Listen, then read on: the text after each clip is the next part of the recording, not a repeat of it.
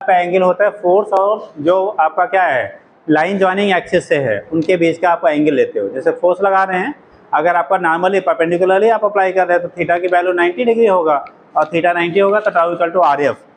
Numerically अगर हम लोग लिखते हैं, मतलब उससे वेक्टर फॉर्म में आप अप्लाई नहीं करते हो तो एफ क्रॉस आर भी एफ इंटू आर भी पड़ा होगा, लेकिन जब वेक्टर फॉर्म में लिखेंगे तो ऑलवेज एफ का आर क्रॉस एफ लिखा जाता है, अदरवाइज डायरेक्शन उल्टा मिल जाएगा। ठीक, तो याद करेंगे वेक्टर फॉर्म में जब भी हम लोग लिखेंगे टार को तो आर क्रॉस क्या होता है, एफ होता है। एफ जैसे मान लो कोई बॉडी है, सपोज दैट ये डिफरेंट बॉडी है, दिस इज द एक्सिस। अगर ये एक्सिस है, हमने फोर्स मान लो बेटा कहीं अप्लाई किया। अब फोर्स दो कंडीशन होता है, ये मान लो आपका इस एक्सिस के करस्पॉन्डिंग इसे हमें रोटेट करना है। फोर्स जो आप अप्लाई कर रहे हो, अगर नॉर्मली आप अप्लाई कर रहे हो तब तो सीधा सीधा थीटा की वैल्यू जैसे मान लो यहाँ पे है, अब यहाँ पे हमने फोर्स अप्लाई किया सपोज दैट, तो ये ऐसे क्या करेगा, इसको रोटेट करेगा। फोर्स अप्लाई करेगा, नॉर्मली अप्लाई कर रहे हो तो उस केस में डायरेक्टली अप्लाई क्या करेगा, रोटेट करेगा। अगर ये किसी एंगल पे लेंगे बेटा तो उस कंडीशन में जिस एंगल पे लेंगे उसका एंगल जो साइन ऑफ एंगल होगा R into F into sine theta के बराबर हो जाएगा। तो ये कंडीशन आपका होता है टार का, किसी बॉडी को अगर हमें रोटेट करना है तो वहाँ पे ऑलवेज टार की रिक्वायरमेंट होगी। तो ध्यान रखेंगे आप, हम लोग अभी आगे जो पढ़ेंगे सब लोगों ने क्या ट्रांसलेशनल मोशन पढ़ा होगा, हिंदी में रेखीय गति आप सबने पढ़ा होगा, पीछे सर पढ़ाए थे मोशन में। ठीक, तो उस कंडीशन में आपने उससे पढ़ रखा है। यहाँ पे हम लोग रोटेशनल मोशन पढ़ेंगे, यानी कि कोणीय गति, जिसे घूर्णन गति कह लेते हैं। तो उस केस में दोनों को कंपेयर करके हम लोग स्टडी करेंगे। कंपेयर करके स्टडी करोगे तो रोटेशनल मोशन बहुत आसान हो जाएगा। अगर केवल रोटेशनल मोशन के टर्म में पढ़ेंगे तब इक्वेशन वगैरह फिर से नए फॉर्म में आपको लर्न करना पड़ेगा। ठीक, तो इसलिए हम लोग दोनों को कंपेयर कर लेंगे, जिससे इजीली आपको, अगर क्योंकि मोशन आप 9th में भी पढ़ते हो, 9th में भी आपका मोशन पढ़ते हैं, 11th में भी आप मोशन में 11th पोर्शन में भी मोशन आप पढ़ते हो, तो वो बार बार आप पढ़े हैं और लोअर क्लास में भी जब भी मोशन के बारे में पढ़ते हैं तो वो चीज़ें बताई जाती हैं। तो हम लोग दोनों को रिलेट कर लेंगे, जबकि रोटेशनल मोशन आपके आके यहाँ पे पढ़ते हो, वो लोअर क्लासेज में आपकी नहीं है, तो दोनों को कंपेयर करके पढ़ लेंगे तो उस कंडीशन में बेटा आपको आसानी से याद रहेगा। तो हेडिंग कर लीजिए,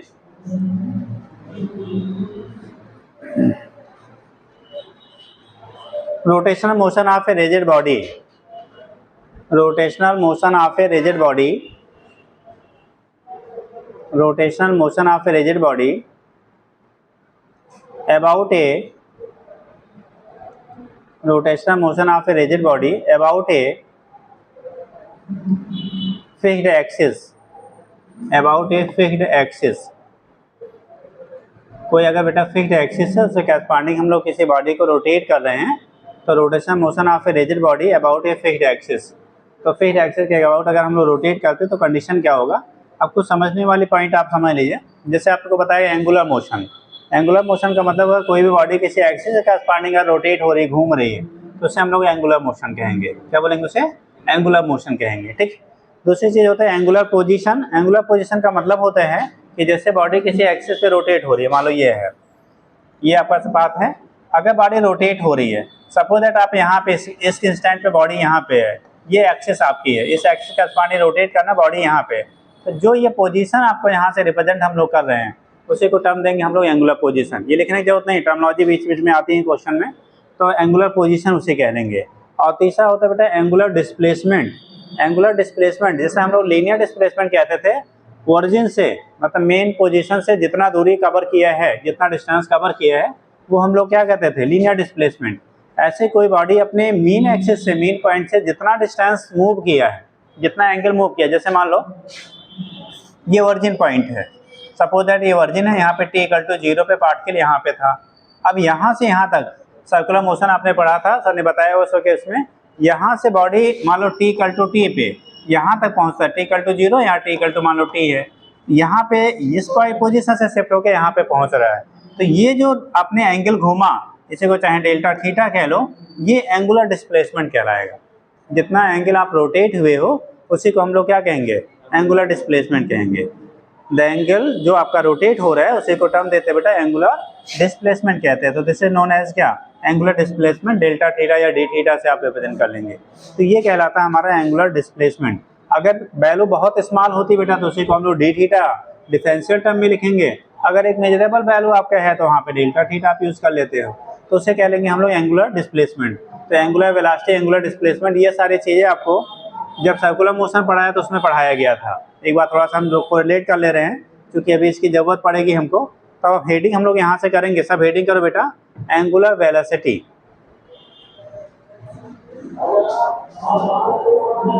हेडिंग करेंगे, सब हेडिंग उसी बनाओ, एंगुलर वेलोसिटी। सर्कुलर मोशन में भी सर ने इसको पढ़ाया है, ठीक, angular velocity.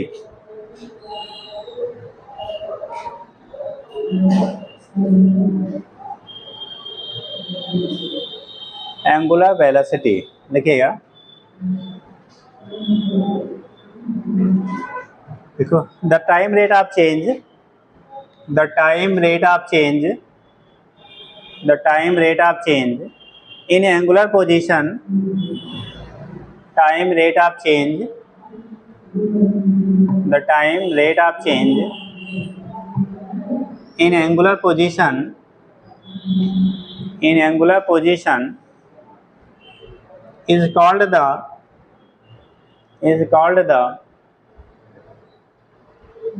angular velocity omega, is called the angular velocity omega, called the angular velocity omega। नीचे लिखेंगे बेटा, omega equal to angular velocity, जो हम लोग लिखेंगे ओमेगा इक्वल टू होता है D theta upon D T, मतलब टाइम के साथ जितना एंगल रोटेट हुआ है, जैसे हम लोग लीनियर वेलोसिटी कहते थे बेटा डिस्प्लेसमेंट अपान क्या है टाइम टेकन, ऐसे ही एंगुलर वेलोसिटी कहेंगे, इसे कहते हैं एंगुलर डिस्प्लेसमेंट, कोणीय विस्थापन बटे समय अंतराल। तो जितना टाइम में जितना वो रोटेट हुआ है, जितना एंगल रोटेट हुआ है उसका, और अपान टाइम टेकन का जो रेशियो होगा उसे कहेंगे बेटा एंगुलर वेलोसिटी कहेंगे। हिंदी में कहते हैं बेटा कोणीय वेग, क्या बोलेंगे उसी को, कोणीय वेग कह लेते हैं। तो अगर मान लो किसी पोजीशन से एक पोजीशन से दूसरे पोजीशन जाने में उसने जो टाइम टेकन है वो डी थीटा है एक स्मॉल डिस्प्लेसमेंट के लिए, और एंगल डी ओमेगा डी क्या है थीटा है, और time taken D O T है यानी डी टी है, तो इसका रेशियो जो होगा उसी को आप एंगुलर वेलोसिटी कह लेते हैं। क्या बोलेंगे इसे, एंगुलर वेलोसिटी। यूनिट क्या लिखोगे बेटा, यूनिट रेडियन पर सेकेंड, क्या लेते हैं हम लोग, रेडियन पर सेकेंड कहते हैं। जो यूनिट आपका होगा उसका, उसे बोला जाता है बेटा रेडियन पर सेकेंड। तो एंगुलर जो वेलोसिटी होती है उसकी यूनिट हम लोग लिखते हैं रेडियन पर सेकेंड हो जाएगा, नोट कर लीजिएगा।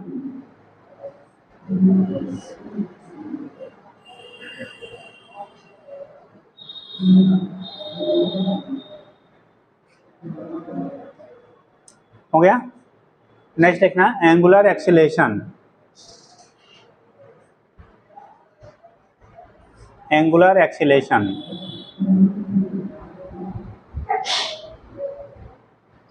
कितने लोगों को बेटा लीनियर रेखीय त्वरण के बारे में मालूम है, लीनियर एक्सीलरेशन कितने लोगों को पता है, लीनियर एक्सीलरेशन कितने लोगों को पता है क्या होता है, what is linear acceleration.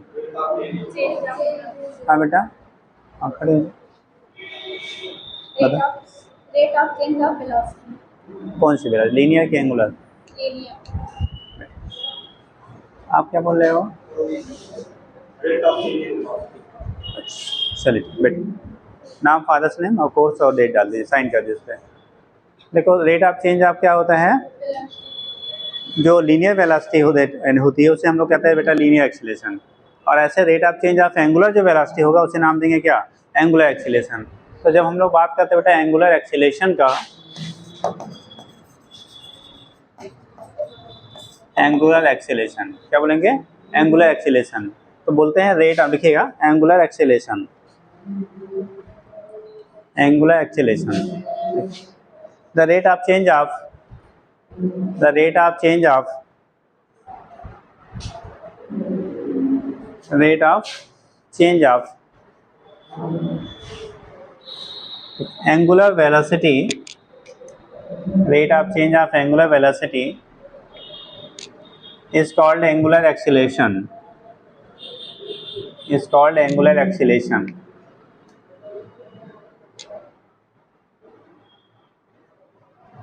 is called angular acceleration, rate of change of angular velocity is called बेटा angular acceleration। जो rate of change of angular velocity होता है उसी को नाम देते हैं हम लोग angular acceleration कह लेंगे।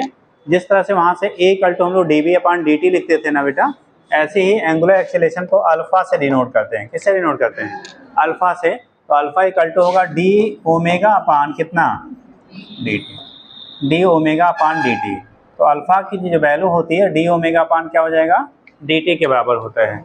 अब अगर इसे थीटा के टर्म में लिखना हो, सपोज दैट आपको थीटा के टर्म में लिखना हो इस इक्वेशन को, तो क्या लिखेंगे, किसी कोई बताएगा? अगर इसी क्वेश्चन को बेटा थीटा के टर्म में लिखा जाए तो क्या लिखेंगे? खड़ी हो जाओ। अगर इसे थीटा के टर्म में लिखें तो क्या लिखेंगे बेटा, बताओगी? अगर इसे थीटा के टर्म में कन्वर्ट, सब लोग सोच रहिए, थीटा के टर्म में अगर इसे कन्वर्ट करना हो तो हम लोग क्या लिख सकते हैं? सोच के बताओ, अगर इसे थीटा के टर्म में लिखना चाहें तो क्या लिख सकते हैं? बताओ कोई लोग। हाँ बेटा, थोड़ा सा और कुछ सुधार करिए, बाकी तो थोड़ा सा और नहीं आता रहा बेटा। बैठो बैठो, कोई लोग और देखो, हम लोग अगर इसे थीटा के टर्म में लिखना चाहेंगे ना, तो वेलोसिटी अभी लिखा आपने omega equal to D theta upon D T, ठीक। तो अभी समझा, देखो ये तो है हमारा बेसिक फार्मूला। अगर इसे थीटा के टर्म में लिखना चाहते हैं तो इसको डी और ओमेगा होता है अगेन डी थीटा अपॉन कितना, D T upon D T. ये डी टी नीचे आएगा तो डी टी स्क्वायर हो जाएगा, और ये डी टी के साथ मल्टीप्लाई होगा, तो यहाँ पे अल्फा का दूसरा रिलेशन लिखेंगे D square theta upon D T square. अगर थीटा के टर्म में लेंगे तो D square theta upon D T square, D theta नहीं बेटा, डी स्क्वायर थीटा अपॉन क्या हो जाएगा, डी टी। यानी कि थीटा का डबल डिफरेंशिएशन हम लोग कर रहे हैं। थीटा एक बार डिफरेंशिएट करोगे तो वेलोसिटी मिलेगा, वेलोसिटी डिफरेंशिएट करेंगे तो एक्सेलरेशन मिलेगा। तो उसी को हम लोग लिख सकते हैं क्या, D square theta upon D T square. तो दो टर्म में हम लोग फार्मूले को लिखते हैं एंगुलर वेलोसिटी को, एक हो गया D omega upon D T, दूसरा D square theta upon D T square, D square theta upon D T square. Note कर लीजिएगा। यूनिट कितने लोग इसका बताएंगे बेटा? यूनिट कितने लोग बताओगे? हाँ जी, हमने यूनिट अभी पूछा।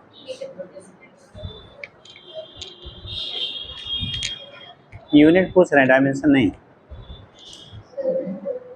हाँ जी, अरे भाई वेलोसिटी का रेडियन पर सेकंड किया ना, एक बार फिर से टाइम से भाग दे दिया तो रेडियन पर सेकंड स्क्वायर हो जाएगा।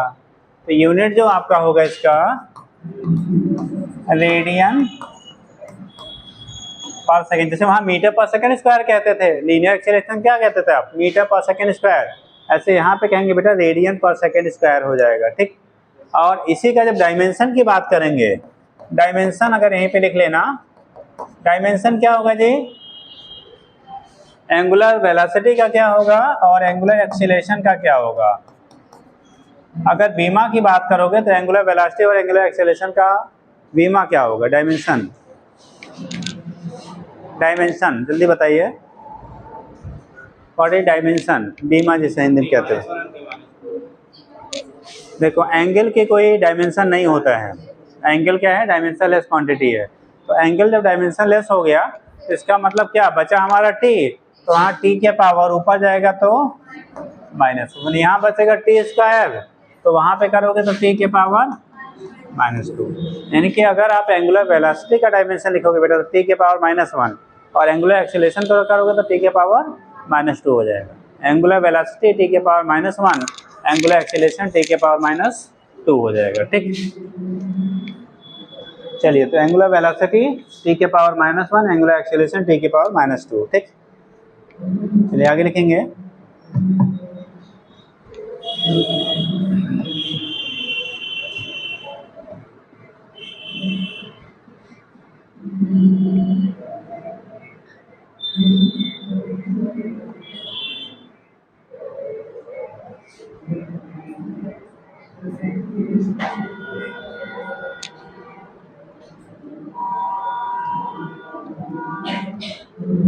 हो गया। अब कंडीशन क्या बनता है बेटा, अगर आपको बॉडी, ठीक, बॉडी पे टार्क जो है बॉडी के मोशन के डायरेक्शन में है, मोशन के डायरेक्शन में है, तो उस कंडीशन में वो उसके एंगुलर स्पीड को क्या करेगा, बढ़ाएगा, ठीक। एंगुलर स्पीड बढ़ने का मतलब हो गया जो एक्सेलरेशन लगेगा वो उसकी डायरेक्शन में लगेगा। जैसे हम लोग क्या करते हैं, बॉडी कोई नॉर्मल केस में मूव कर रही है। अगर हम धक्का देते हैं, पुश करते हैं, उसी डायरेक्शन में पुश करेंगे जिस डायरेक्शन में बॉडी चल रही थी, तो स्पीड बढ़ती है या घटती है बेटा? उस कंडीशन में स्पीड बढ़ेगी या घटेगी? अगर आप किसी भी बॉडी को जिस डायरेक्शन में मोशन कर रहा है उसी डायरेक्शन में फोर्स लगाइए तो उस केस में उसका स्पीड बढ़ेगा या घटेगा? बढ़ता है। वैसे ही अगर कोई बॉडी रोटेट हो रही है और जो हम लोग टार्क उस पर अप्लाई करते हैं, क्या कहते हैं? टार्क अप्लाई करते हैं। अगर उसी डायरेक्शन में आप अप्लाई करिए, टार्क जो अप्लाई कर रहे हैं अगर उसी डायरेक्शन में अप्लाई करते हैं तो उस कंडीशन में आपका बॉडी का जो एंगुलर वेलोसिटी होगा वो बढ़ जाएगा। और एंगुलर वेलोसिटी बढ़ने का मतलब बेटा जो एक्सीलरेशन उस पर डेवलप हो रहा है ना वो पॉजिटिव है। क्या हो रहा है? एक्सीलरेशन पॉजिटिव है। और अगर उसके अपोजिट डायरेक्शन में आप टार्क अप्लाई करोगे तो उस केस में एंगुलर वेलोसिटी घट जाएगी और उस केस में हम लोग कहेंगे एक्सीलरेशन, जो एंगुलर एक्सीलरेशन है वो कैसा होगा? नेगेटिव। जैसे बॉडी के टर्म में हम लोग कहते थे, इसीलिए बोला कि दोनों को कंपेयर करके हमेशा पढ़िए, बड़े आसानी से रोटेशनल मोशन आपको आ जाएगा। और खाली रोटेशनल के टर्म में पढ़ेंगे तो बड़ा थोड़ा सा टेढ़ा है, इसलिए लोगों को लगता है बहुत टफ है। बहुत टफ नहीं है, दोनों को कोरिलेट कर लो। जैसे हम लोग पुश किया, एक बॉडी था बेटा, ये मान लो वी वेलोसिटी से चला या यू वेलोसिटी चल रहा था, हमने इधर से इस पर फोर्स लगा दिया। अब एक्स्ट्रा फोर्स लगाएंगे तो वेलोसिटी क्या करेगा? वो बढ़ाएगा, क्योंकि उसके डायरेक्शन में लगा रहे हो। तो इस केस में इधर बढ़ाएगा। अगर मास m है तो एक्सीलरेशन आप लिखते थे F बाई क्या? m लिखते थे। तो यहाँ पे एक्सीलेट करेगा यानी कि उसके डायरेक्शन में होगा तो वेलोसिटी आपकी इनिशियल से बढ़ जाएगी, ठीक। लेकिन अगर यही फोर्स हम अपोजिट डायरेक्शन में लगाते तो क्या करता है? वो वेलोसिटी को घटाता। ऐसे सेम कोई बॉडी अगर रोटेट हो रही है, घूम रही है, अगर उस पर टार्क जो अप्लाई करेंगे बेटा उसके मोशन के डायरेक्शन में अप्लाई करोगे तो वो उसके एंगुलर वेलोसिटी को बढ़ाएगा, यानी कि उस पर एक्सीलरेशन जो डेवलप होगा वो पॉजिटिव होगा, ठीक। और अगर आपने उसके अपोजिट डायरेक्शन में चला, आपने क्या किया? अप्लाई किया टार्क, तो उस केस में वो एंगुलर वेलोसिटी को घटाएगा। इसका मतलब हो गया बेटा कि उसमें जो एक्सीलरेशन है वो नेगेटिव है। जैसे गाड़ी कोई चला रहा है या बाइक साइकिल चला रहा है, आपने उसको पीछे की तरफ खींचा, किधर खींचा? पीछे की तरफ। कहाँ से पकड़ के खींचा? ऊपर से पकड़ के खींचोगे तो जैसे मान लो व्हील आपका होता है, तो समझिएगा बेटा, जैसे ये है, अगर ये व्हील आपका होता है ना इसमें, तो कंडीशन अगर मान लो हमने यहाँ से पकड़ के खींचा तो ये टार्क अप्लाई करेगा कि फोर्स अप्लाई करेगा? हमने फोर्स मान लो इधर लगाया, एक फोर्स इधर लगाया, तो ये फोर्स, ये एक्सिस ऑफ रोटेशन है, यहाँ इस बॉडी पे टार्क डेवलप करेगा, टार्क की वजह से मतलब रोटेट कराएगा या उसको ट्रांसलेटिव मोशन कराएगा। क्या करेगा वो? डेवलप क्या करेगा? मतलब उसको सीधा सीधा खींचेगा। अगर हम खींच रहे हैं तो उस केस में रोटेट कराना रोटेट करेगा या रोटेशन का अपोज करेगा, कुछ भी हो सकता है, डायरेक्शन पे डिपेंड करेगा, या उसको लीनियर मोशन प्रोवाइड करेगा। रोल भी कराएगा, रोल कराएगा, चलना भी नहीं बनाचे, और फ्रिक्शन नीचे नहीं हो तो खाली नीचे आएगा। देखो, अगर हम लोग बात कर रहे हैं बेटा, फोर्स हम यहाँ पे लगा रहे हैं, एक्सिस हमारी ये है ना, देखो यहाँ से कुछ परपेंडिकुलर डिस्टेंस है, तो ये जो फोर्स हम अप्लाई कर रहे हैं, ये जो फोर्स अप्लाई कर रहे हैं, ये इस पे टार्क डेवलप करेगा। अब उस टार्क की वजह से बॉडी रोटेट तो करेगी, रोटेट तो हमेशा करेगी, चाहे वो स्मूथ सरफेस हो चाहे वो रफ सरफेस हो। लेकिन अगर बेटा ये रफ सरफेस होगा तो बॉडी इसको आगे की तरफ भी घूमते हुए मूव करे। जैसे साइकिल या गाड़ी चलाते हो तो उसके से पैडल या एक्सीलेट हम लोग करते हैं, तो गाड़ी क्या करती है? अपने एक्सिस पे भी पहिया क्या करता है? घूमता है, और गाड़ी भी कहाँ चलती है? आगे की तरफ। लेकिन अगर स्टैंड पे खड़ा करके उसके बाद पैडल मारो तो भाई, आप साइकिल को या गाड़ी को स्टैंड पे खड़ा कर दिए, उसके बाद स्टार्ट करके चलाइए, तो क्या आगे भागती है? क्या अपनी पोजीशन पे ही वो रोटेट करेगी। तो वैसे ही अगर आपका सरफेस स्मूथ है, किसी भी बॉडी को बेटा आगे मूव करने के लिए हमेशा रफनेस होना चाहिए, तभी वो रोटेशन होगा। यानी कि rolling motion is possible only when क्या सरफेस विल बी रफ। अगर सरफेस रफ है तब तो रोलिंग मोशन होगा, अगर सरफेस बेटा स्मूथ है तो कभी रोलिंग मोशन नहीं होगा, ठीक। तो इसे रोल करने के लिए, यानी सरफेस पे रोल और ट्रांसलेट, उसी को कंबाइंड फॉर्म में हम लोग कहते हैं रोलिंग एंड ट्रांसलेटिव मोशन। साथ साथ में दोनों क्या कर रहे हैं? साथ साथ में चल रहे हैं, चल भी रहा अपने एक्सिस पे और आगे की तरफ भी बढ़ रहा है, यानी कि दोनों का इफेक्ट साथ साथ में तब होंगे जब सरफेस हमारा रफ होगा, ठीक। सरफेस क्या होगा? रफ होगा। अगर स्मूथ होगा तो प्योरली रोलिंग हो जाएगी, उसे क्या कहेंगे हम लोग? Pure rolling. प्योर रोलिंग का मतलब जैसे पंखा क्या कर रहा है? रोलिंग मोशन कर रहा है कि रोलिंग एंड ट्रांसलेटिव दोनों कर रहा है? पंखा कौन सा मोशन कर रहा है? अरे एक तरफ, एक बार इसकी तरफ भी देख लो सब लोग। हाँ, क्या कर रहा है वो? रोल कर रहा है, आगे पीछे नहीं जा रहा है ना, प्योरली रोलिंग की कंडीशन है। तो यहाँ पे कंडीशन जो है टार्क की ज़रूरत हमको है, यहाँ पे रोटेट करना हमको है, आगे मूव नहीं कराना है। ठीक, यहाँ फ्रिक्शन ना हो तो बेहतर है। भाई फ्रिक्शन नहीं होगा तो कम एनर्जी में चलेगा, फ्रिक्शन ज़्यादा होगा तो ज़्यादा एनर्जी। जैसे आप लोग अगर कितने लोग साइकिल से आते हो, साइकिल से कितने लोग आते हो, हाथ उठाओ। अच्छा, इतने लोग खाली आते हो, चलो ठीक। साइकिल से आते हो, आप देखते हो अगर साइकिल आपकी थोड़ी सी उसमें हवा कम हो टायरों में, या बहुत दिन से उसकी ऑयलिंग वगैरह ग्रीसिंग ना करिए, तो थोड़ा सा कैसे लग चलता है, ज़्यादा फोर्स की ज़रूरत पड़ती है। ठीक, और अगर आपने बढ़िया प्रॉपर्ली करवाते रहते, उसमें ग्रीस व्रीस लगाते रहते, तो क्या कहते हैं, स्मूथ चलता है। या हवा अगर आपका कम्प्लीटली फील्ड है तो आपको कम फोर्स लगाना पड़ता है। ठीक, तो कंडीशन वही है, जितना आपको स्मूथनेस ज़्यादा होगी, यानी कि फ्रिक्शन कम होगा बेटा, उतना कम आप फोर्स अप्लाई करके आप रिक्वायर्ड टार्क मेंटेन कर लेंगे। ठीक, तो ये कंडीशन आपकी होती है। यहाँ से दोनों में क्या डिफरेंस होता है, इसके बेस पे हम लोग रिप्रेजेंट कर लेंगे कैसे होता है बेटा। तो क्या लिख लिया था, कुछ लिखा है, ये हो गया। लिखिए अगला हेडिंग, हेडिंग कर लो। टार्क के पीछे बताया गया था कि नहीं, टार्क कभी पढ़े हो कि नहीं? अरे सर ने भी पढ़ाया रहा होगा, वहाँ पे पढ़ा है, फिर से बता दें, नहीं पढ़ा है। यही तो बात आती है, जब दो लोग मिल के पढ़ाते हैं तो पता लगता है कुछ चीज़ें कोरिलेट ही नहीं हो पाती हैं। कहीं पे कोई चीज़ है, कहीं कोई चीज़ है, तब वो दिक्कत होती है। क्या बोला जाए, चलो लिखो। अच्छा लिख लीजिए, तब टार्क पहले लिख लीजिए, तब उसके बाद आगे इसमें हम कन्वर्जन करते हैं। देखिए torque, torque TORQUE, TORQUE,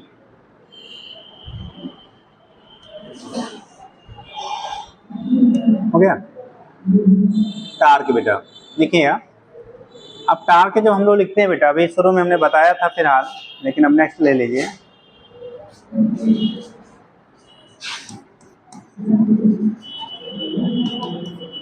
torque जो आपका होता है, it is the vector product of क्या, force and perpendicular distance between them. किसके, एक्सिस से जो परपेंडिकुलर डिस्टेंस होता है उसके प्रोडक्ट को हम लोग टार्क कहते हैं। लेकिन जब मैथमेटिकली लिखा जाता है, तो अभी आपको शुरू में बताया है, टाउ इक्वल टू क्या लिखेंगे, आर क्रॉस एफ लिखते हैं। वेक्टर फॉर्म में लिखेंगे बेटा, आर क्रॉस एफ लिखेंगे। और इसी को कहा जाता है अपने आर एफ साइन थीटा या एफ आर साइन थीटा। जब साइन थीटा करेंगे, यहाँ एक यूनिट वेक्टर लगा देते हैं। यूनिट वेक्टर मतलब कि टार्क जो है बेटा वेक्टर क्वांटिटी है, तो यहाँ से हमें खाली मैग्नीट्यूड मिल रहा है। ये जो आपका यूनिट वेक्टर लगाया, ये उसके डायरेक्शन को इंडिकेट करेगा। जो आपने यूनिट वेक्टर लगाया वो उससे किसको इंडिकेट करेगा, डायरेक्शन को इंडिकेट करता है। तो टाउ इक्वल टू हो गया आर एफ साइन थीटा, ये हम लोग यहाँ पे यूनिट वेक्टर लगा देते हैं। टार्क की वैल्यू होगी आर एफ साइन थीटा, और आगे क्या लग जाएगा आपका, यूनिट वेक्टर लग जाता है। तो यहाँ से टार्क की वैल्यू होगी टाउ इक्वल टू आपका कहते हो आर एफ साइन थीटा। अब थीटा की वैल्यू अगर यहाँ से देखो कंडीशन बनता है,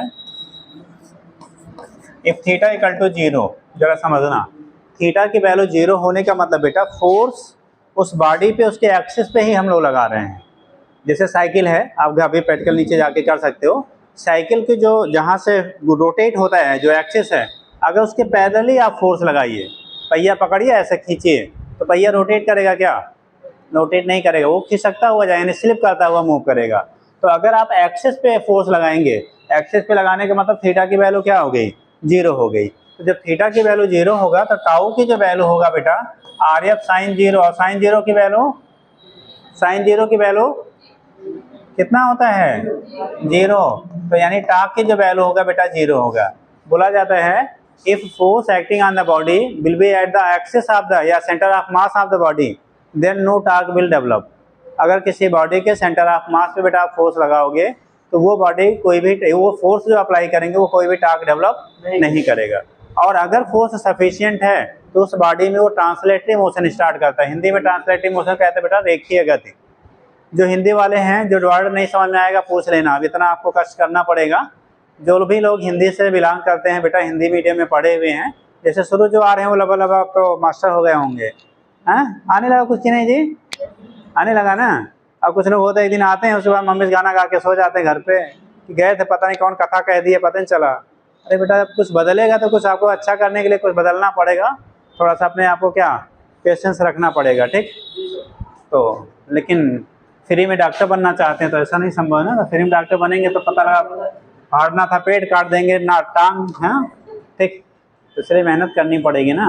चलो देखो, तो कंडीशन क्या हो गया बेटा, यहाँ पे हम लोग जो बात कर रहे हैं, अगर फोर्स आपका किसी बॉडी के सेंटर ऑफ मास या लाइन ऑफ एक्शन पे लग रहा है, तो उस कंडीशन पे वो वहाँ पे ट्रांसलेटिव मोशन स्टार्ट करे, डेवलप करेगा, यानी कि बॉडी में एक सीधी गति में होगा, सीधी रेखा में वो गति करेगा, ठीक, स्ट्रेट पाथ में मोशन करेगा।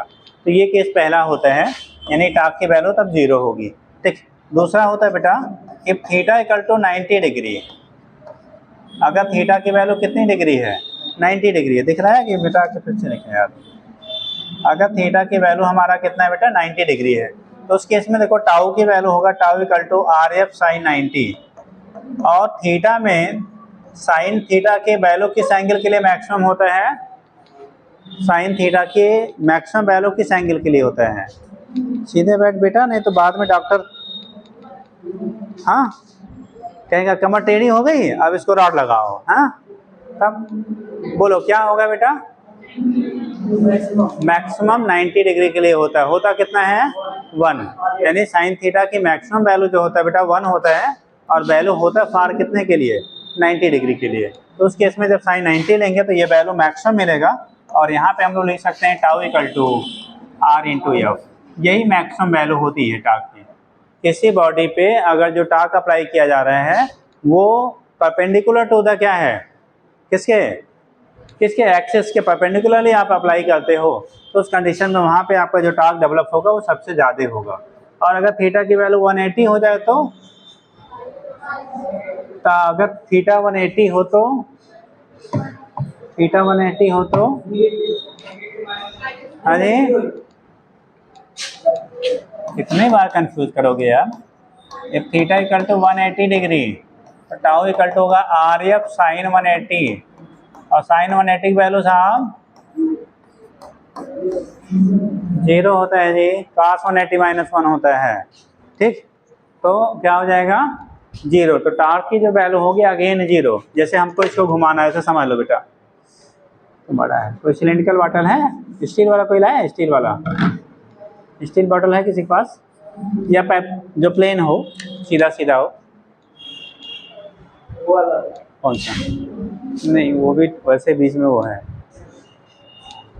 जैसे ये है बेटा, है ना। अगर इसे हमें रोटेट करना है, क्या करना है, इसको रोटेट करना है। देखो एक्सिस ये है सेंटर, ये मतलब एक्सिस है, ऐसे इसके एक्सिस पे रोटेट होगा, भारी अब गिरने का डर है यार, ठीक। ऐसे करेंगे तो रोटेट होगा इसके एक्सिस पे। अगर हमने फोर्स सीधा सीधा इसी पे लगाया, ये सेंटर ऑफ मास, ऐसे लाइन जो सेंटर से गुजरेगा सेंटर ऑफ मास, ऐसे लगाओगे, ऐसे अगर हम लगाएंगे तो घूमेगा नहीं बेटा, ये क्या करेगा, खिसकता हुआ जाएगा। अगर फोर्स हमने टॉप पे लगाया या बॉटम पे लगाया तो ये क्या करेगा, देखो यहाँ से रोटेट हो रहा है, रोल कर रहा है, तो रोटेशन के लिए हमेशा फोर्स एक्सिस के परपेंडिकुलर एक्सिस किसी पर्टिकुलर डिस्टेंस पे आपको लगाना पड़ेगा। अगर सीधे इसका सेंटर ऑफ मास पे लगाओगे तो ये रोटेट ना होकर बल्कि स्लाइड करेगा, जैसे ऐसे लगाओ तो ये क्या करेगा, स्लाइड करेगा, ठीक। तो कंडीशन आपकी जो होती है, अगर थीटा की वैल्यू जैसे मान लो हमने इधर की तरफ को अगर हम लोग क्या ले रहे हैं, यहाँ एक्सिस पे सीधा सीधा लगाया इधर, तो अगर इधर वाला डायरेक्शन है 0 ले रहे हैं तो इधर वाला क्या होगा 180 हो जाएगा। इन दोनों कंडीशन में टाक की वैल्यू क्या हो जाएगी, 0 हो जाएगी। दोनों कंडीशन में टाक की वैल्यू क्या होगी, 0 हो जाएगी। तो यहाँ से जब हम लोग दिखाएंगे बेटा, तो इस दोनों केस में टाक की वैल्यू आपकी क्या होगी 0, जब उसके डायरेक्शन में लगाओ या उसके अपोजिट में लगाइए। जब उसे किसी एंगल पे आपका होगा, ठीक, तभी वहाँ पे वो टाक का क्या करेगा, डेवलपमेंट करेगा। यानी कि उस कंडीशन में केवल टाक का डेवलपमेंट करेगा जब वो किसी एंगल पे आप वहाँ पे क्या करेंगे, फोर्स अप्लाई करेंगे, ठीक। चलिए तो लिख लीजिए, तो एक आध क्वेश्चन पे कराया जाए, इस पे जल्दी करिए।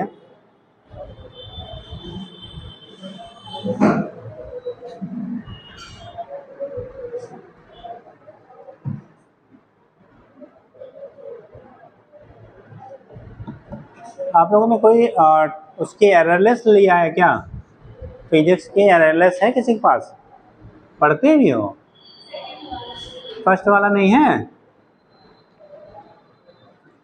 चलिए किसी को अगर लेना होगा तो ले लेगा बेटा, प्रेजेंट टाइम में सबसे अपडेटेड बुक है, सबसे इजी लैंग्वेज में सबसे अपडेटेड।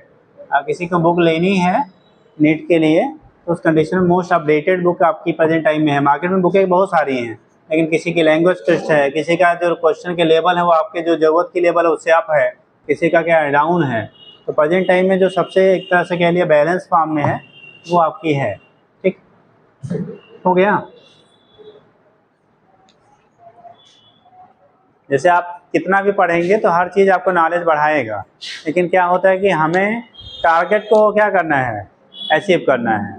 मतलब अगर आप बहुत जानते हैं लेकिन सिलेक्शन नहीं हुआ तो क्या क्या लोग कहेंगे, बेकार है यार, नहीं पढ़ा उसने, ठीक। तो उस केस में लेकिन पढ़ेंगे अगर आप तो नॉलेज तो बढ़ाएगा, कोई भी बुक आप पढ़ेंगे वो हमेशा नॉलेज को क्या करेगा, आपका इम्प्रूव करेगा। एक होता है कि कम समय में हम जल्दी सिलेक्शन ले लेते हैं, और एक होता है हमें ज़्यादा समय दे के हम सिलेक्शन लेते हैं। दोनों टाइप के होते हैं। देखो बहुत सारे लोग होते हैं कम समय में जल्दी से सेलेक्ट हो गए, कुछ लोग होते हैं समय ज़्यादा देते हैं, नॉलेज बढ़ जाता है, नॉलेज रहता है, लेकिन पता लगा वो उस टाइम पे प्रॉपरली नहीं क्या कर रहे हैं, क्वेश्चन 3 घंटे के टाइम में नहीं मैनेज कर पा रहे हैं, या वहाँ पे कन्फ्यूजन हो रहा है, तो कहीं ना कहीं प्रॉब्लम आ रही है, ठीक। तो चलिए फिलहाल तो ये हो गया हमारा क्या क्या कंडीशन बनेगा, इसके बेस हम लोग दिखा देते बेटा। तो इसी को कह लेते हैं क्या, टास्क हो गया। टास्क वेक्टर क्वांटिटी की स्केलर जी वेक्टर क्वांटिटी है। टास्क क्या होता है आपका, वेक्टर क्वांटिटी होती है। अगर किसी बॉडी पे आप टास्क अप्लाई हो रहे हैं तो ये फोर्स और परपेंडिकुलर डिस्टेंस का क्या है, वेक्टर प्रोडक्ट आप निकालते हो, ठीक। तो यहाँ से हम लोग डिटरमाइन कर देते हैं। अब केस क्या बनता है, जब क्वेश्चन हम लोग बेटा यहाँ से डिजाइन करते हैं, क्या करेंगे, जब क्वेश्चन डिजाइन करेंगे तो एक क्वेश्चन लिख लीजिए, find magnitude of torque, find magnitude of torque. आपने स्केलर और वेक्टर प्रोडक्ट पढ़ा होगा, vector product and scalar product पढ़ा है ना। तो लिखिए find magnitude of torque acting on a body, find magnitude of torque acting on a body, magnitude of torque acting on a body, find magnitude of torque acting on a body, ठीक। On applying a force, on applying a force, देखिए vector F equal to, vector F equal to 4i plus 2j minus 3k, 4i plus 2j minus 3k, क्या लिखा, 4i plus 2j minus 3k at ए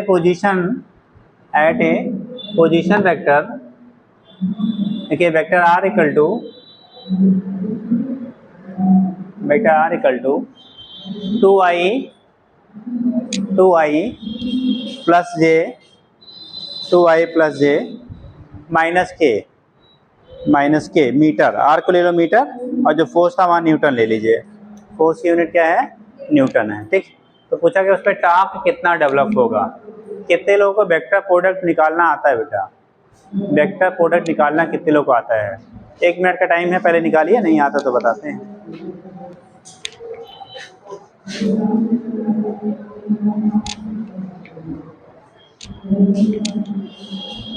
आपके 2 लोग खाली party बनाने आए थे क्या, गाना गाने? आज तो सब दोस्त थे, हम बोले क्लास अटेंड कर लो, सब लोग कहीं कहीं जाने हैं। बहुत बढ़िया।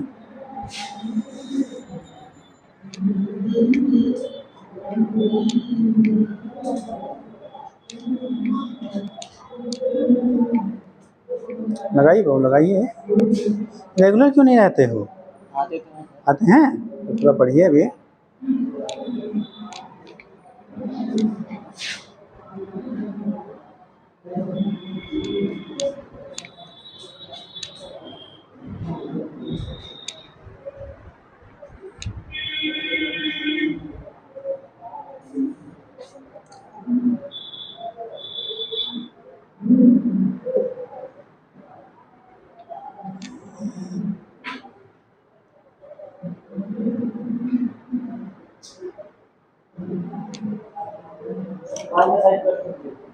हाँ, माइनस आई प्लस 2j,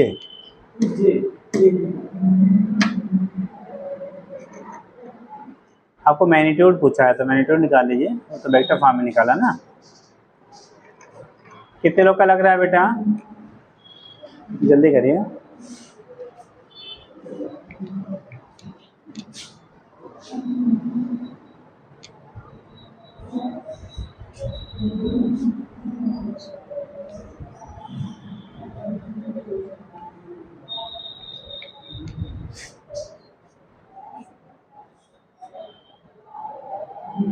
कितने लग गया, वेक्टर है, डायरेक्ट नहीं सम कर सकते, लगा रहे बेटा? नहीं आ रहा है, नहीं आ रहा जी? हाँ, क्वेश्चन छूट गया? पड़ोसी से पूछो, क्वेश्चन बोल दो बेटा। लगा बेटा, लगा लगा, सब बैठे हुए हो। चलिए देख लीजिए, 5 आ गया, नहीं लगा जी आपका? हाँ बेटा, अच्छा अभी पढ़े नहीं हो, नहीं आया। चलिए देखिए,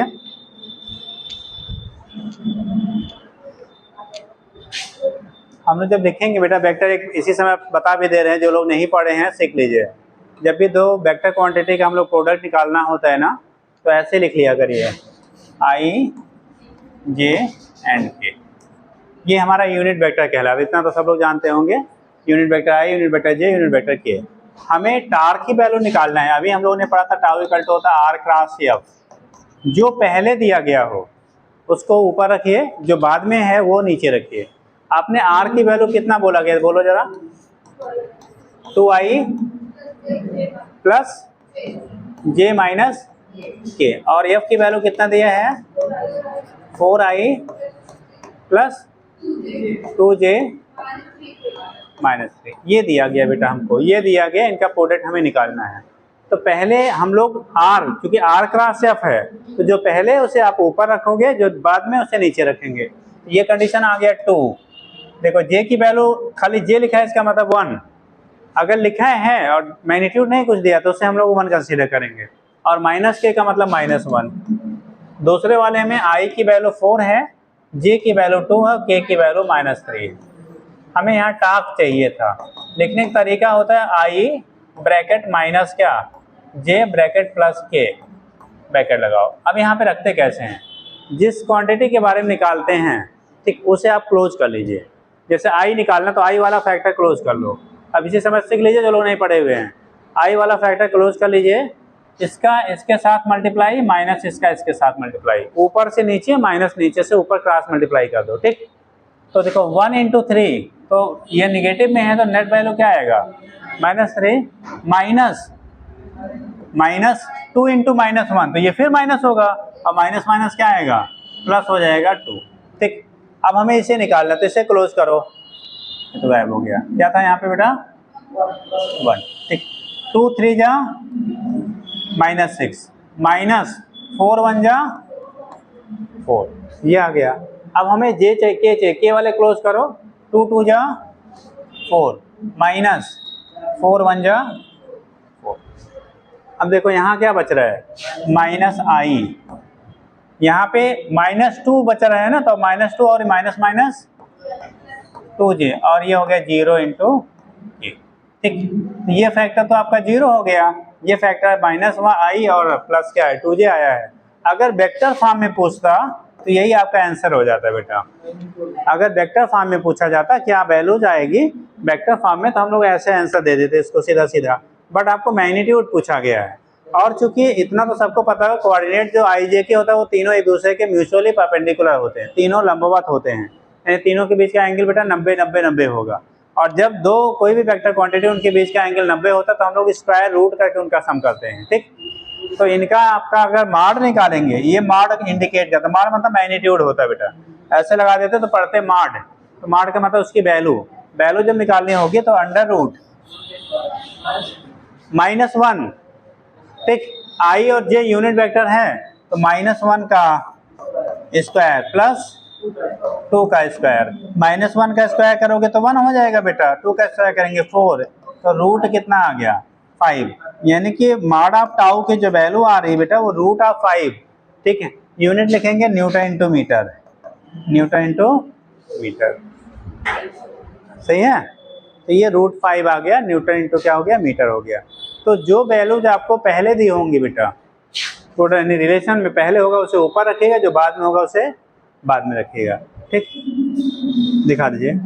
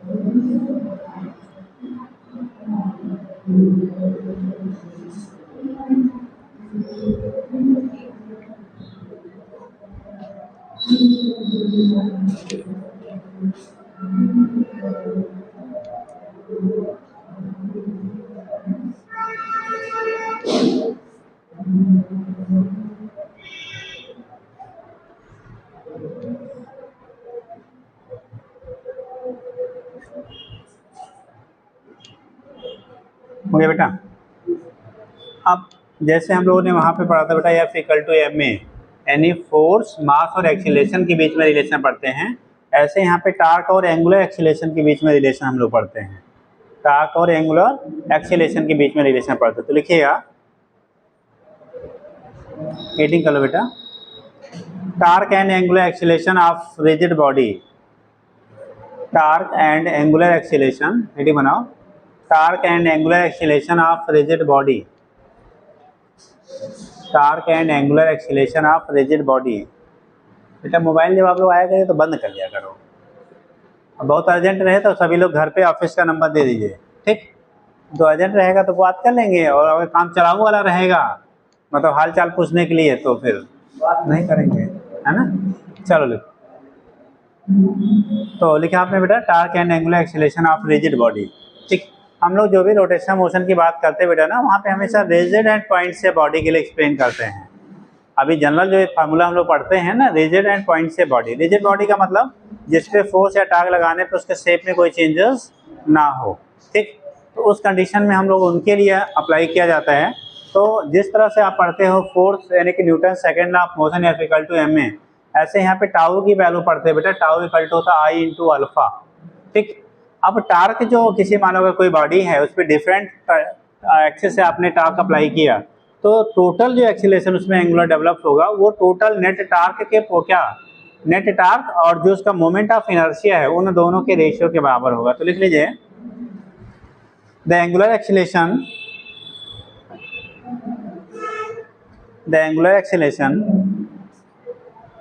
of a rigid body, angular acceleration of a rigid body is directly proportional to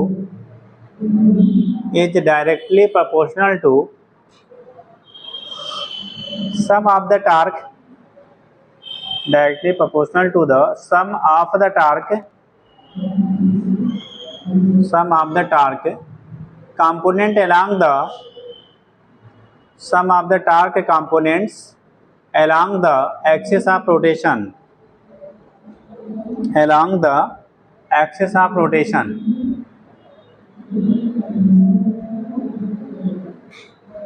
that is हमें बोला गया टार्क है और एंगुलर एक्सीलरेशन यानी अल्फा डायरेक्टली प्रोपोर्शनल तो होता है बेटा समेशन टाउ, ये टाउ है बेटा टार्क, समेशन टाउ। अब बात करें समेशन का मतलब क्या हो गया, जैसे एक ही केवल सिंगल टार्क अगर अप्लाई किया जाता तब तो हम उसी को ले लेंगे। मान लो मल्टीपल टार्क, जैसे किसी ने गाड़ी में धक्का मारा है, गाड़ी वगैरह जब नहीं स्टार्ट होती या बुझ जाए क्या कहीं फंस जाती है तो लोग धक्का मारते हैं, ठीक। तो जब हम लोग धक्का मारते हैं ना उसमें पुशअप करते हैं तो ऐसा नहीं सब लोग बराबर बराबर ही लगाते हैं, है ना। उस क्या कहते हैं दुष्ट टाइप के होते, चार लोग आगे मार रहा है तो एक तो पीछे खींचता है ना। तो मतलब उनकी एक्सिस क्या हो गई, अलग अलग हो गई, या कह लो एक ही डायरेक्शन में लेकिन सबकी वैल्यू कैसी है, डिफरेंट डिफरेंट। भाई किसी कोई ज़्यादा तेज लगाएगा कोई कम तेज लगाएगा। तो अगर ऐसे कंडीशन बने एक से ज़्यादा टार्क अप्लाई हो रहा है या फोर्स अप्लाई हो रहा है उस बॉडी पे, तो टोटल जो नेट टार्क उस पर डेवलप करेगा वो सभी के वेक्टर सम के बराबर करेंगे बेटा। जो नेट टार्क आपका डेवलप होगा वो सभी के क्या हो जाएगा, वेक्टर सम के बराबर होगा, ठीक। तो यहाँ पे जब निकालेंगे बेटा ना, ये प्रोपोर्शनलिटी है समेशन टाउ, और जब प्रोपोर्शनलिटी सिंबल हटाते तो ऑलवेज एक कांस्टेंट आता है, और यहाँ पे जो कांस्टेंट आएगा बेटा वो हमारा मोमेंट ऑफ इनर्शिया होता है, मोमेंट ऑफ इनर्शिया आई। क्या होता है, मोमेंट ऑफ इनर्शिया आई, यानी alpha equal to summation tau upon I, या आप कह सकते हो summation tau equal to I into कितना, अल्फा के बराबर हो। 80 नहीं टाउ है, ध्यान रखना, टाउ मतलब टार्क है, ठीक। तो टाउ की वैल्यू अगर सिंगल हो, अगर सिंगल फोर्स उस पर अप्लाई किया जाए तो यहाँ पे हम लोग सीधे टाउ इक्वल टू क्या लिख लेंगे, आई इंटू अल्फा। ये सिमिलर टू है बेटा, हम लोगों ने पढ़ा था एफ इक्वल टू कितना, एम इंटू ए। जैसे ट्रांसलेटरी मोशन में आपने पढ़ा था Newton second law F equal to क्या, m इंटू ए, यानी कि फोर्स जो बॉडी पर अप्लाई किया जाता है उसके मास और उसके एक्सीलरेशन के प्रोडक्ट के बराबर होता है। ऐसे किसी बॉडी पे टार्क लगने वाला नेट टार्क की जो वैल्यू आपकी होगी वो उसके मोमेंट ऑफ इनर्शिया और एंगुलर एक्सीलरेशन के प्रोडक्ट के बराबर होता है। सेम उसी पैटर्न पे जिस तरह से F=ma पढ़ते हैं वैसे ही τ=I इंटू अल्फा पढ़ेंगे। यहाँ पे टाउ हो गया टार्क, टाउ क्या है टार्क, आई क्या कहते हैं बेटा मोमेंट ऑफ इनर्शिया, हिंदी में कहते हैं जड़त्व आघूर्ण, यही है ना मोमेंट ऑफ इनर्शिया। अल्फा जो होता है एंगुलर एक्सीलरेशन है, एंगुलर एक्सीलरेशन कहलाता है। तो ये कंडीशन आपका होता है, यहाँ से हम लोग रिलेट करते हैं। तो नीचे लिखिएगा, क्या लिख लिया बेटा दैट, नीचे लिख लो alpha proportional to summation tau, summation मतलब टोटल का सम, ठीक, समेशन टाउ, और वही अल्फा इक्वल टू जब करेंगे समेशन टाउ अपॉन आई। नीचे तक नोट कर लीजिए।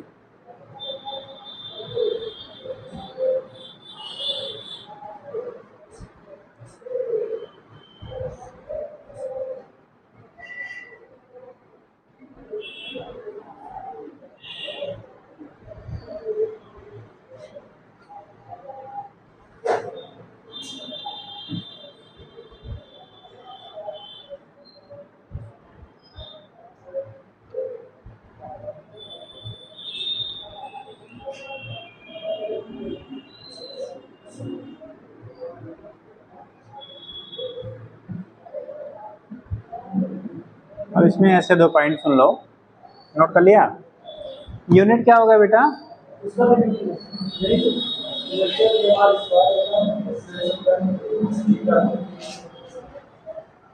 टार्क की यूनिट क्या लिखेंगे, फाइनली रखोगे तो न्यूटन इंटू मीटर ही आएगा, जो हम लोगों ने पहले वैसे नॉर्मल आर इंटू एफ करते हैं, ठीक। तो कंडीशन आपका होगा, ये तो नॉलेज के लिए लिखना चाहिएगा, ठीक है। तो ये सिमिलरिटी के लिए हम लोग यहाँ पे लिख दिए हैं, ठीक। तो ये केस आपका होता है, यहाँ से हम लोग रिलेट कर लेते क्या होगा। एक चीज़ आप ध्यान रखेंगे बेटा, जो हम लोग ये फार्मूला τ=I अल्फा अप्लाई करते हैं ना, वो ऑलवेज हम लोग अप्लाई करते हैं for rigid body. Rigid body का मतलब हो गया ऐसी बॉडी जिसके जो मॉलिक्यूल्स हैं उनके पोजीशन या पोजीशन में कोई चेंजेस ना हो, उस पर टार्क अप्लाई करने पे, उसके टार्क अप्लाई करने पे पूरी बॉडी में जितने भी मॉलिक्यूल पार्टिकल से मिलके बना है उनके पोजीशंस में कोई चेंजेस ना आए। जैसे अभी बॉटल है ये, अब इसमें पानी भरा हुआ है बेटा, अब इसे अगर हम रोटेट करेंगे ना तो ये तो जो सॉलिड आइटम है वो तो रोटेट हो रहा है, लेकिन ये वाला पोर्शन क्या कर रहा है, ये साथ साथ नहीं रोटेट हो रहा है ना। तो कंडीशन क्या हुआ, इसका मतलब इसके लिए हम लोग अप्लाई नहीं कर सकते हैं। पानी निकाल दो तो अप्लाई कर लेंगे, पानी भरे हुए तो अप्लाई नहीं कर सकते। तो स्पेशली जो आपका क्या होता है, ये फार्मूला हम लोग यूज़ करते हैं वो रिजिड बॉडी के लिए किया जाता है। रिजिड बॉडी मतलब जिसका जो भी मॉलिक्यूलर अरेंजमेंट है वो डेफिनेट हो, उसमें कोई चेंजेस ना आए, तो उन बॉडी के लिए हम लोग इसको क्या करते हैं अप्लाई करते हैं। दूसरी चीज़ें आपकी होंगी, जो हम लोग ने समेशन टाउ लिखा है, यानी कि अगर बॉडी पे एक से ज़्यादा डायरेक्शन पे या फोर्स अप्लाई किए जा रहे हैं तो नेट टार्क निकालने के लिए हम लोग उनका वेक्टर सम करके निकालेंगे, ठीक। जैसे मान लो इनको है, पानी धला भैया उखाड़े हैं, हाँ, जैसे ये है, ठीक। अब हमने एक साइड लगाया तो इधर घूम गए, अगर हमने इधर भी लगाया इधर भी लगाया तो क्या करेंगे, ये रोटेट करें। नेट वैल्यू जो होगी दोनों के वेक्टर सम के क्या होगा, बराबर होगा। अगर दोनों डायरेक्शन में हमने इक्वल इक्वल लगाया तो रोटेशन नहीं होगा, अगर इधर वाला ज़्यादा लगा दिया तो इधर घूम जाएंगे, इधर वाला ज़्यादा लगाएंगे तो इधर घूम जाएंगे। यानी कि जो रिजल्टेंट आपका होगा टार्क बेटा, वो उनका हम लोग वेक्टर सम करेंगे। अगर एक ही डायरेक्शन में सारा टार्क अप्लाई हो रहा है तो सीधा सीधा आप ऐड कर लीजिएगा। अगर डिफरेंट डायरेक्शन में है और वो किस डायरेक्शन में क्या एंगल है उसके साथ में हम उसको रिजल्टेंट वैल्यू निकालते हैं। तो इन चीज़ों को क्वेश्चन सॉल्व करते समय आप ध्यान रखेंगे। जैसे पहिया है, सपोज है, गाड़ी की बात कर लेते हैं, गाड़ी है बुझ गई, 4 लोग आगे धक्का दे रहे हैं, 4 लोग पीछे धक्का दे रहे हैं, ठीक। अब दोनों साइड से अगर बराबर धक्का दे रहे हैं तो चलेगा क्या, नहीं चलेगा, ठीक। अब एक साइड वाले अगर थोड़े से ज़्यादा पहलवान टाइप के हैं तो क्या करेगा, जिधर वाले हल्के रहेंगे उनको वो सब कर देंगे। तो अगर रिजल्टेंट वैल्यू जब निकालेंगे तो दोनों का अपोजिट डायरेक्शन रहेगा तो डिफरेंस करके आप निकालते हैं, और सेम डायरेक्शन में रहेगा तो क्या करेंगे, सम करके निकालेंगे। तो कभी कभी क्वेश्चन जो होता है मल्टीपल टार्क की कंडीशन पे बनता है, तो उस केस में आप देखेंगे कि वो किस एक्सिस पे किस डायरेक्शन में एक्ट किए जा रहे हैं, उससे अकॉर्डिंग आप फिर डिटरमाइन करोगे, ठीक। चलिए, तो ये तो कंडीशन आपका हो गया। कैसे हम लोग यहाँ से रिप्रेजेंट करेंगे बेटा, अगर किसी बॉडी पे आपका टार्क अप्लाई हो रहा है तो उस केस में रिजल्टेंट वैल्यू कैसे डिटरमाइन करेंगे। वहीं पे थोड़ा सा आप ट्रांसलेटरी मोशन और रोटेटरी मोशन दोनों का हम लोग इक्वेशन लिख लेते हैं। लिख लीजिए।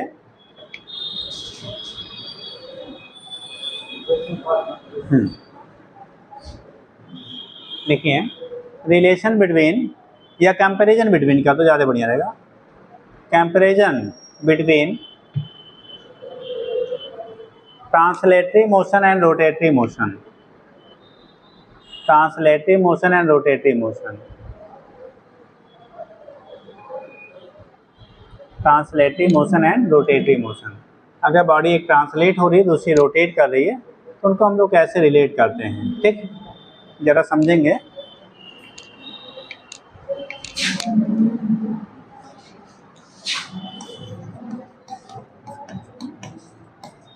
Relation between translatory motion and rotatory motion. यानी कि कहेंगे बेटा रेखीय गति और घूर्णन गति में कैसे हम लोग संबंध बनाते हैं, कैसे रिलेट करेंगे, उसको कैसे दिखाएंगे। तो दो पार्ट में हम लोग कर लेंगे बेटा।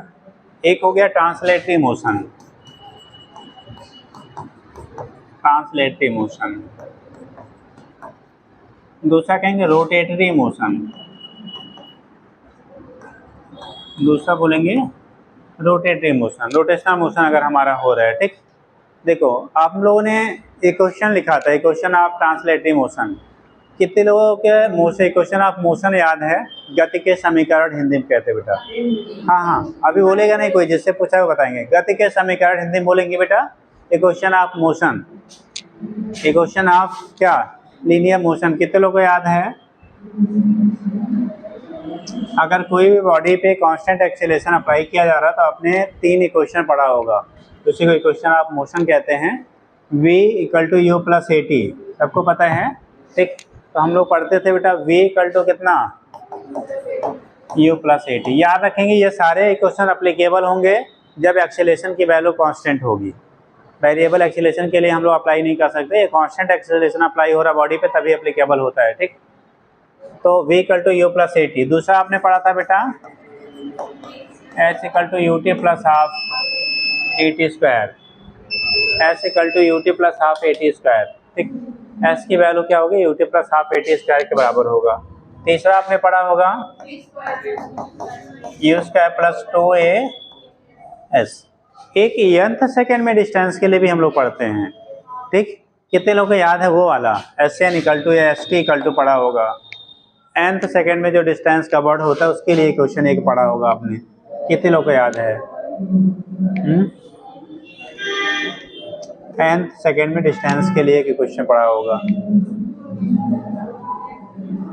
जी बताओ, हाथ उठाओ, कितने लोग बताएंगे? nth सेकेंड में डिस्टेंस कवर्ड के लिए। हाँ जी बताइए।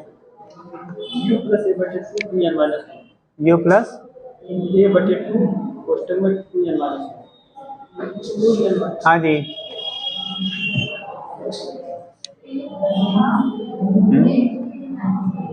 आप तो सभी a/2 कर रहे हैं। हाँ कोई भी कर सकते हैं। चलिए तो S = होता है, SN = होता है बेटा u + ½ a × 2n - 1। यहाँ n होता है बेटा nth सेकेंड। जैसे कहा जाता है 5वें सेकेंड में कितना डिस्टेंस कवर करेगा, 8वें सेकेंड में कितना करेगा, 10वें में कितना करेगा। तो कि जर्नी के nth सेकेंड में जो डिस्टेंस कवर्ड होता है उसके लिए हम लोग यूज करते हैं। तो ये हमारे इक्वेशन ऑफ मोशन है किसमें? जब हम लोग ट्रांसलेटरी मोशन रेखीय गति करते हैं। तो अगर इन्हीं को कंपेयर कर लिया जाए बेटा एंगुलर मोशन यानी कि रोटेशनल मोशन में, तो v यहाँ पे फाइनल वेलोसिटी होता है। सुन लीजिए, सबने पढ़ा है ऑलरेडी, लेकिन बात सुन लो। v final velocity, u initial, ये एक्सेलरेशन, t टाइम, ये s डिस्प्लेसमेंट है। बाकी चीजें कॉमन ही है, यहाँ पे भी कॉमन है। यहाँ पे SN है, nth सेकंड में डिस्टेंस कवर्ड जो होगा, और n जो है nth सेकंड, जैसे 5वें सेकंड में जर्नी मान लो 10 सेकंड की है, 5th सेकंड में कितना करेगा, 7th में कितना करेगा, तो nth सेकंड वाले कंडीशन के लिए, किसी एक पर्टिकुलर सेकंड के लिए। यहाँ पे जब लिखेंगे तो इसी क्वेश्चन को हम लोग लिखेंगे ओमेगा। ओमेगा = लिखेंगे बेटा ω0 + α × t। ओमेगा नॉट है बेटा इनिशियल एंगुलर वेलोसिटी, जैसे वहाँ पे आप इनिशियल वेलोसिटी लीनियर वेलोसिटी कहते हैं, ऐसे यहाँ पे इनिशियल एंगुलर वेलोसिटी कहेंगे। ठीक है, प्रारंभिक कोणीय वेग। ठीक, अल्फा आपका हो गया क्या, ये देख करो बेटा, ये पेज यहाँ पता नहीं कहाँ निकला है। ठीक, तो इस केस में क्या होगा, ओमेगा एंगुलर वेलोसिटी कहलाएगा उस टाइम पे टी पे, और omega naught initial angular velocity, alpha जो हो गया एंगुलर एक्सीलरेशन, टी आपका ऑलरेडी टाइम है। दूसरा हम लोग यहाँ पे यस लिखते थे, यहाँ पे थीटा से लिखते बेटा। जैसे ये लीनियर डिस्प्लेसमेंट एस से रिप्रेजेंट किया, वहाँ एंगुलर डिस्प्लेसमेंट को हम लोग थीटा से रिप्रेजेंट करेंगे।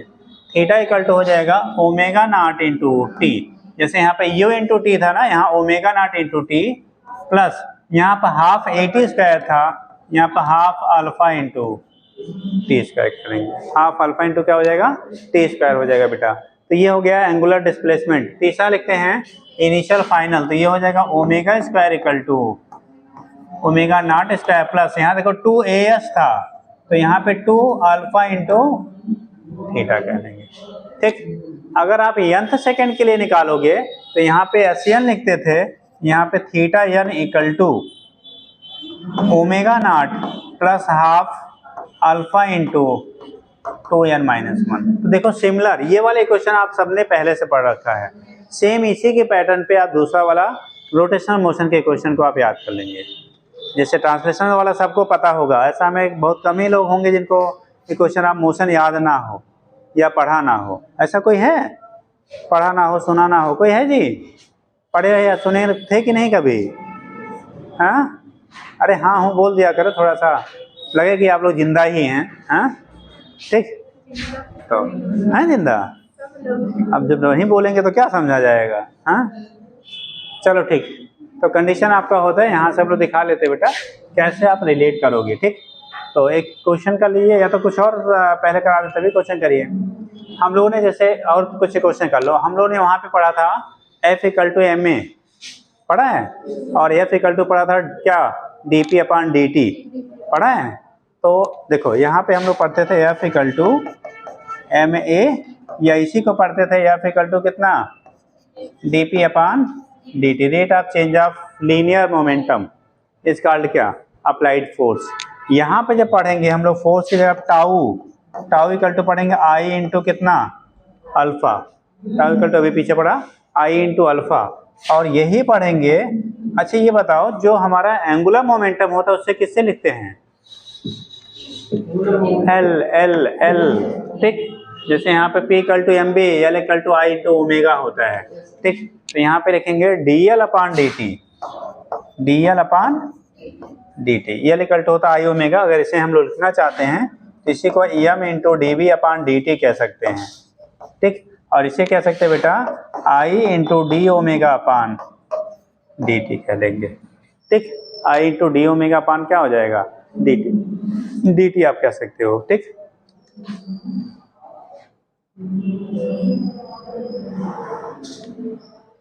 हो जाएगा, जल्दी करिए।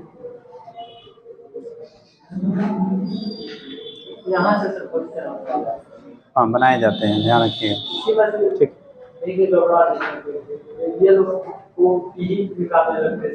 हाँ अभी पूछे थे ये निकालने के लिए रोटेशनल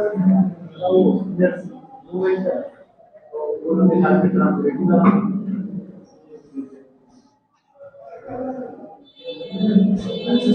हो जाएगा बेटा। चलिए, तो ये कुछ कंडीशंस आपके होते हैं जो हम लोग रिलेट कर लेते हैं रोटेशनल मोशन और किसको, ट्रांसलेशनल मोशन में क्या आपके रिलेशंस बनेंगे, तो इसके बेस हो जाता है। तो एक आध क्वेश्चन कर लीजिए तब आगे बताया जाए कुछ।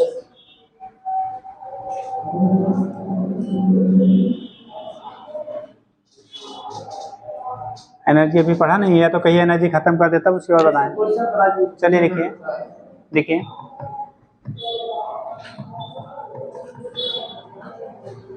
टास्क पे अपनी कर ही लिए हैं। ठीक, देखिए देखिए, ए रिवॉल्विंग बॉडी, अभी कंजर्वेशन ऑफ एंगुलर मोमेंटम पढ़ा नहीं है। चलिए इसे लिख लीजिए क्योंकि उसके एप्लीकेशन होंगे। लिखो, अच्छा ए revolving body is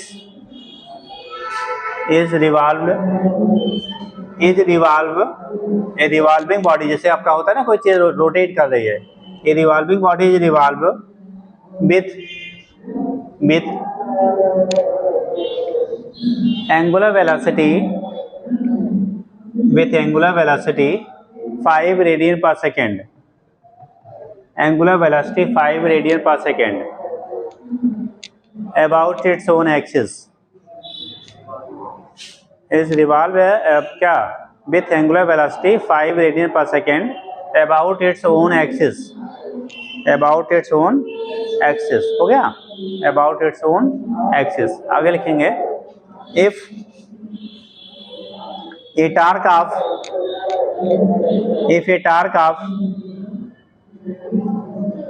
20 Newton into meter is applied on the body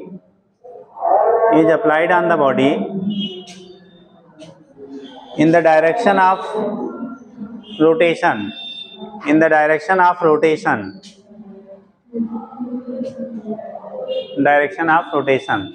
देखिए then determine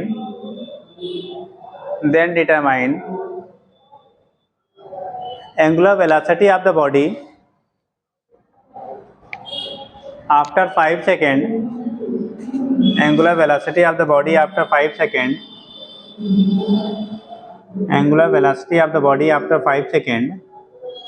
If angular velocity of the body after 5 seconds, if देखिएगा moment of inertia body, if moment of inertia body about its own axis, if moment of inertia body about its own axis, moment of inertia body about its own axis is 2 kg into meter square.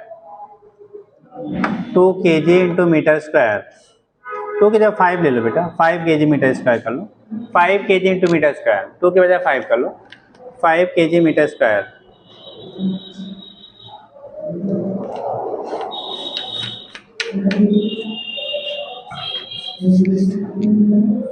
निकालिए question Hindi में समझ लीजिए.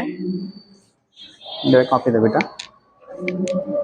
अगर इसे हिंदी में जिनको है, बोला गया कोई बॉडी है जो घूम रही है अपने एक्सिस पे, ठीक है, उसका पहले जो कोणीय वेग है वो 5 रेडियन पर सेकेंड है बेटा. ठीक, बोला गया है उस पर अगर हम लोग एक टॉर्क अप्लाई करें जिसकी वैल्यू 20 न्यूटन इंटू मीटर है, ठीक है, 20 newton metre applied on the body in the direction of rotation. जिस दिशा में रोटेट हो रहा है उसी दिशा में हमने टॉर्क अप्लाई किया. अगर उसी दिशा में करेंगे तो वेलोसिटी को बढ़ाएगा या घटाएगा? बढ़ाएगा. अभी पहले समझाया है तो बढ़ाएगा बेटा. तो उस केस में कहा जा रहा है then determine angular velocity after 5 second. 5 second के बाद उसकी एंगुलर वेलोसिटी क्या होगी वो वैल्यू आपको फाइंड आउट करना है. If moment of inertia body will B कितना 5 kg इंटू मीटर स्क्वायर. जो मोमेंट ऑफ इनर्शिया है, साइन हो गया सबका? अभी नहीं हुआ है, साइन दीजिए जल्दी, पहले करके इसको कर लिया करिए. ठीक, तो उस कंडीशन में क्या होगा, जो मोमेंट ऑफ इनर्शिया है वो 5 kg इंटू मीटर स्क्वायर के बराबर है. तो आपको निकालना है कितने सेकंड के बाद? 5 सेकंड के बाद उसकी एंगुलर वेलोसिटी क्या होगी, जल्दी से निकाल लीजिए. Angular velocity after 5 second.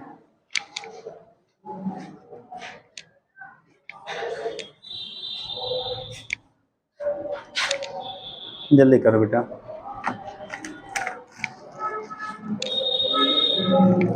Angular velocity after 5 second. 5 second के बाद उसकी एंगुलर वेलोसिटी क्या होगी वो निकालना आपको.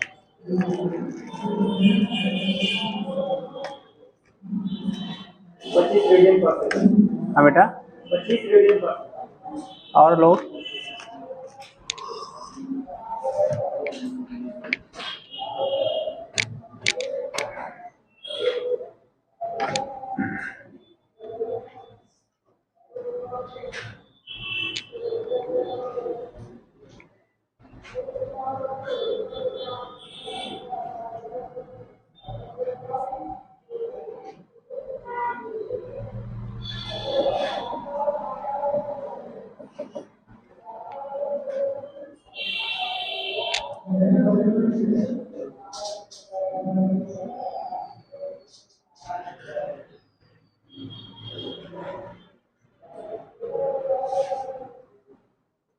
हो गया?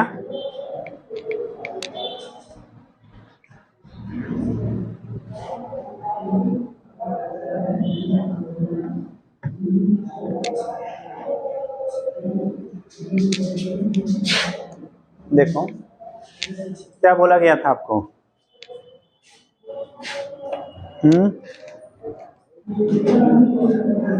आपको ओमेगा नॉट की वैल्यू कितनी दी है बेटा? पहले एंगुलर वेलोसिटी कितनी है? 5 रेडियन पर सेकेंड आपको दिया गया है, ठीक। टाउ 25 कितना 20 kg into sorry newton into metre, 20 newton into metre है। Moment of inertia 5 kg into metre square है, ठीक। आपको बोला एंगुलर वेलोसिटी आफ्टर 5 सेकेंड, यानी टी की वैल्यू जो दिया गया वो 5 सेकेंड दिया है। हम लोग जानते बेटा tau equal to I into क्या होता है, अल्फा भी बताया गया आपको।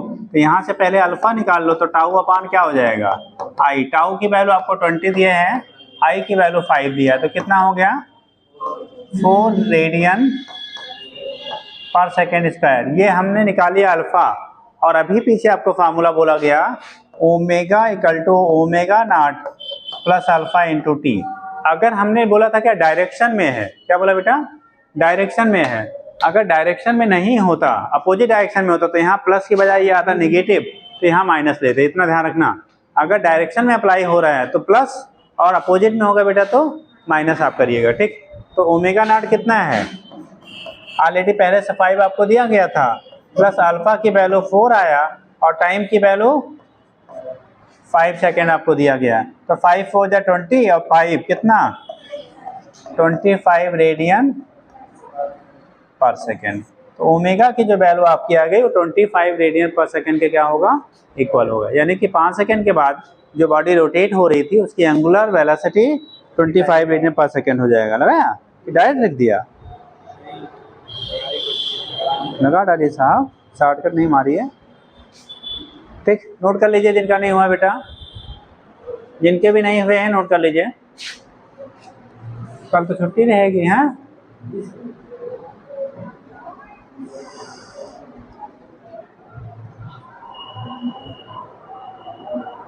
एक क्वेश्चन लिख लीजिए, लगा लीजिएगा घर से, लिखिए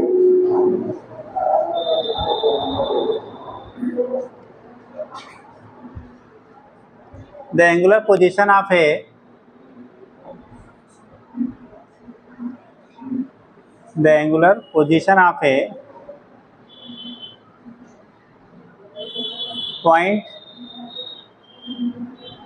point on the rim of rotating wheel, angular position of a point on the rim of a rotating wheel, on the rim जैसे व्हील है उसके किनारे पे रिम पे, on the rim of a rotating wheel is given by rim of a rotating wheel is given by theta equal to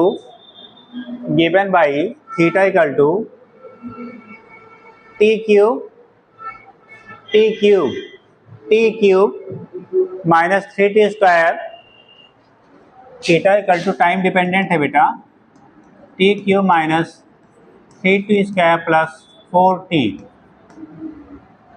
t cube minus 3t square plus 4t हो गया। देखिए where theta is in radian and t is in second, theta बेटा radian में है, t second में, t is in second। देखिए what are the angular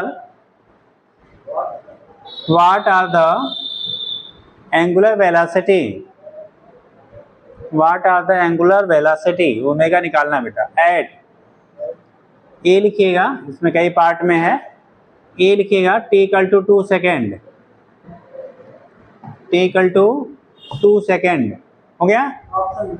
हाँ नहीं अब ये नहीं, t इक्वल टू 2 सेकेंड पे आपको एंगुलर वेलोसिटी निकालना है। बी लिखिएगा t equal to 4 second, 4 second पे उसकी एंगुलर वेलोसिटी कितनी होगी। और सी लिखिएगा व्हाट इज द सी, लिख लिया बेटा, ए है t equal to 2 second, B है t equal to 4 second, C लिखिएगा what is the what is the angular acceleration या average angular acceleration for the angular acceleration for the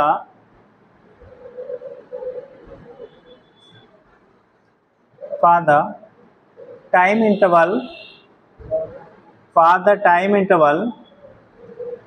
that begins at t equal to 2 second, that begin मतलब start हो रहा है t equal to 2 second and end at t equal to 4 second, begin at t equal to 2 second and end at t equal to 4 second, t equal to 4 second. हाँ हो गया, t equal to क्या लिख लिया बेटा 4 second, मतलब 2 second से 4 second के बीच में क्या होगा वो चीज़ें हमें क्या करना, फाइंड आउट करना है। अब इतना कर लीजिएगा, तो फिर कल बताते हैं। कल तो छुट्टी ही रहेगी, फिर देखिए क्या टाइम, और सैटरडे भी छुट्टी, एग्ज़ाम वगैरह है। हाँ मतलब मंडे को। हाँ हो गया बेटा, साइन हो गया सबके, साइन करके दीजिए, अभी बचे हुए हैं, जल्दी जल्दी करो।